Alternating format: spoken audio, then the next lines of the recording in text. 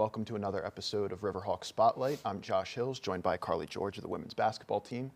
Carly, the team hosted a playoff game for the second year in a row, but unfortunately wasn't able to take care of Drew for the third time. It is tough, though. I'm sure you'll agree to beat a team three times. Talk a little bit about that. Definitely coming into the playoffs, second year in a row. We had the same exact opponent last year, Drew, 3 times in a row.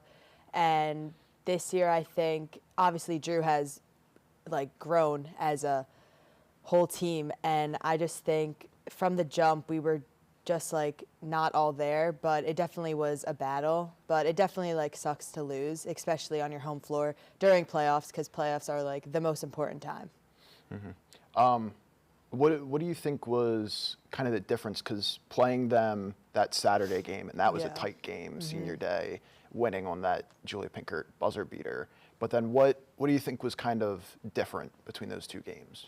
I just think it all comes down to, the fight and battle of it. Clearly on Saturday it was literally came down to that buzzer. So we knew coming into that Tuesday game it was going to be the same exact play. But at the end, Drew just took off and we just couldn't get a stop, but I think next year we're definitely going to come for them. Mm-hmm.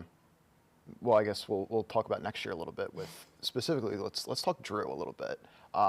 Gianna Pica's their big player, post your position. Mm-hmm. Handled her somewhat well though this year. Yeah. Held her under her averages, I thought, most games. I think in that first game she went over the average, but it was garbage time. Yeah.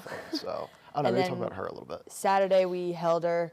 When we won against that buzzer beater, we held her. I don't even think she scored double digits, but I think we defended her really well. And then just other players were stepping up and making big time shots. Where, in the scouting report, they were let them shoot. But then when we let them shoot, it's they make it. But it's just, letting them shoot and, blessing them, as Coach Matisse and Coach Hoko say. Yeah. Let's switch gears, talk a little bit about you. You were named to the Landmark Conference second team, and you actually led the conference in rebounds this year. Talk a little bit about that. Yeah, it's definitely a great feeling. I couldn't have done it without my teammates, knowing that they trust me, always grabbing the rebounds. And I always think, during practice, we all have a competitive side towards us, so definitely that and bringing that to the games is definitely a good feeling, and it makes you want rebounds more. It makes you, and even when I come off and I'm sitting on the bench, I'm always yelling grab the rebound. So yeah. Mm-hmm. And then talking about rebounding, but then also really the competitiveness in practice. It reminded me, I was talking to Zoe the other week before break, and she showed me a text from a group chat, best post squad in the Landmark. Yeah. Talk about that a little bit. Yeah, it's definitely a great feeling. I mean, we have great posts, and with Julia Roth coming back next year, I really think we're going to be not beatable. So, yeah. I guess talk a little bit about next year in general. You mentioned getting Julia Roth back in the posts, but also, I mean, you're adding a lot of freshmen. I think there's a lot to be excited about for next year. Talk about sure. that. Yeah. We have 7 incoming freshmen next year, so I'm excited for that to grow our team a little bit. And I think there's 2 post players coming in, so adding that to our post squad, because our post squad's really, since we're losing Bree now, it's literally Julia Roth, Greta, and Zoe and I. So adding 2 more would benefit us, and I really think it's going to be exciting to watch them grow and play and just get after it. Mm-hmm. You mentioned adding a lot of freshmen. The team was pretty shallow this year. I mean, with the injuries, there were times where you only really had 10 players. What were some of the challenges of that? Definitely during practice, always wanting to do 5-on-5 definitely is a challenge, because then there's no subs, or even just drills. We do fire. We do that in our warm-ups. And then when we split guards and posts, there's really only 3 posts and then 7 guards. So that's definitely a challenge. Coach Matisse sometimes will play with us. But I think we got through it, and we really pushed through it this year, and I think that made our team very close. Mm-hmm. You mentioned making the team very close. What are some of the other, positives of having a shallower roster? Yeah, I feel anytime we walked into the locker room, everyone there was no like drama or beef on the team, and I think that's really special.